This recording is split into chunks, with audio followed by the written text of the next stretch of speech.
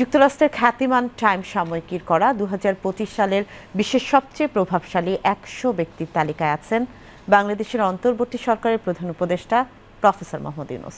গতকাল এই তালিকা প্রকাশ করা হয়েছে। টাইম ১০০ শীর্ষক এই তালিকায় প্রফেসর ইউনূসকে লিডার বা নেতা ক্যাটাগরিতে রাখা হয়েছে। ৬টি ক্যাটাগরিতে মোট ১০০ জন প্রভাবশালী ব্যক্তির নাম প্রকাশ করে মার্কিন এই সাময়িকী। নেতাদের তালিকায় প্রফেসর ইউনূসের সঙ্গে আছেন যুক্তরাষ্ট্রের প্রেসিডেন্ট ডোনাল্ড ট্রাম্প, যুক্তরাজ্যের প্রধানমন্ত্রী কিয়ার স্টারমার, মেক্সিকোর প্রেসিডেন্ট ক্লদিয়া শেইনবাউম, যুক্তরাষ্ট্রের ভাইস প্রেসিডেন্ট জেডি ভ্যান্স, লৌহ মানবিক খ্যাত ভেনেজুয়েলার বিরোধী দলীয় নেতা মারিয়া করিনা মাচাদো ও মার্কিন ধনকুবের ইলন মাস্ক সহ ২১ জন। টাইমে প্রকাশিত তালিকায় স্থান পাওয়া প্রত্যেক ব্যক্তি সম্পর্কে সংক্ষিপ্ত একটি লেখা প্রকাশ করা হয়েছে।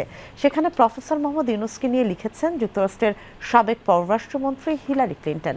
তিনি লিখেছেন, গত বছর ছাত্রদের নেতৃত্বে এক অভ্যুত্থানে বাংলাদেশের কর্তৃত্ববাদী প্রধানমন্ত্রী ক্ষমতাচ্যুত হন।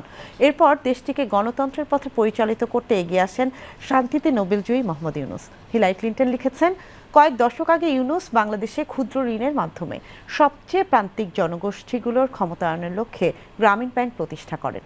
এর মাধ্যমে লাখ লাখ মানুষকে, যাদের ৯৭% নারী, তাদের ব্যবসা গড়ে তুলতে, পরিবার টিকে রাখতে ও মর্যাদা ফিরে পেতে সাহায্য করেন তিনি।